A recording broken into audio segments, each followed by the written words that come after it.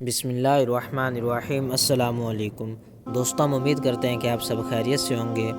دوستوں، ہماری آج کی اس ویڈیو میں ہم آپ کو شرک کے بارے میں بتائیں گے۔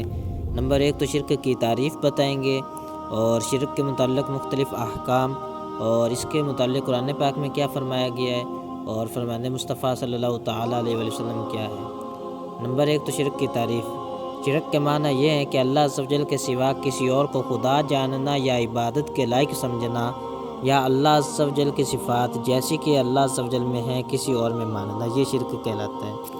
اور اس کے جو احکام ہیں وہ یہ ہیں کہ شرک کفر کی سب سے بدتر قسم ہے۔ کافر اور مشرک اگر زندگی میں توبہ کرے تو اس کی توبہ مقبول ہے۔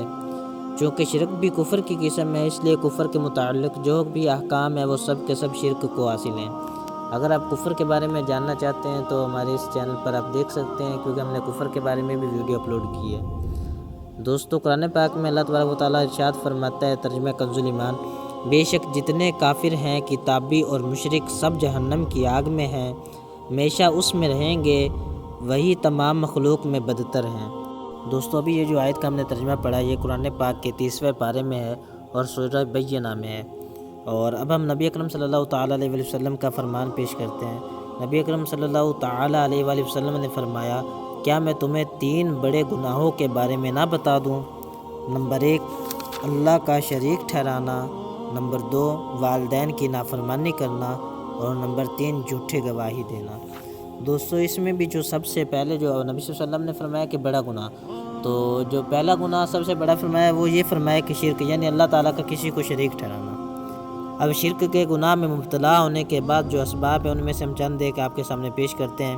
نمبر 1 تو جہالت، یعنی خاص طور پر اپنے بنیادی ضروری عقائد کا علم نہ ہونا، کیونکہ جاہل آدمی کبھی اپنی جہالت کی وجہ سے بھی کفر و شرک میں جا پڑتا ہے کہ اسے پتہ بھی نہیں ہوتا کہ یہ کفر یا شرک ہے اور وہ یہ کام کر بیٹھتا ہے۔ نمبر 2 مشرکین کے ساتھ دوستی اور میل جول رکھنا، بالخصوص ان کی مذہبی تقریبات میں شریک ہونا، اور گانے سننا اور فلمیں ڈرامے دیکھنا، کیونکہ آج کل اکثر کئی گانے اور فلمیں کفریہ کلمات پر مشتمل ہوتے ہیں۔ تو دوستو، اب ہم آپ کو ایمان کی حفاظت کے لیے بتاتے ہیں کہ آپ سب سے پہلے تو ایمانیات اور کفریات کا علم حاصل کیجئے کہ کن باتوں پر اسلام کا دار و مدار ہے اور کن باتوں میں پڑھنے سے آدمی دائرہ اسلام سے خارج ہو جاتا ہے۔ اور اس کی معلومات کے لیے آپ امیر اہل سنت علامہ محمد الیاس عطار قادری دامت برکاتہم العالیہ کی کتاب کفریہ کلمات کے بارے میں سوال و جواب، یہ آپ خرید کر مکتبۃ المدینہ سے یہ خرید کر آپ پڑھیے، انشاءاللہ تعالیٰ سب آپ کے علم میں بہت اضافہ ہوگا۔ اور آپ کفار و مشرکین اور بد مذہبوں کی صحبت سے بھی بچتے رہیے، اور گانے سننے اور فلمیں ڈرامے دیکھنے سے بھی بچتے رہیے۔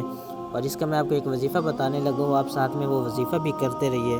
انشاءاللہ اگر آپ وہ کرتے رہیں گے تو آپ کا دل زندہ رہے گا اور آپ کا خاتمہ ایمان پر ہوگا۔ آپ نے کرنا یہ ہے کہ ہر روز صبح کے وقت 41 مرتبہ یا حی یا قیوم لا الہ الا انت یہ پڑھنا ہے آپ نے۔ انشاءاللہ تعالیٰ عز و جل آپ شرک جیسی جو بیماری ہے اس سے آپ کی جان چھوٹی رہے گی۔ آخر میں اللہ تعالیٰ سے دعا ہے کہ اللہ تبارک و تعالیٰ ہم سب کو کامل ایمان والی زندگی اور کامل ایمان والی موت نصیب فرمائے، آمین۔ ملتے ہیں نئی ویڈیو میں، اللہ حافظ۔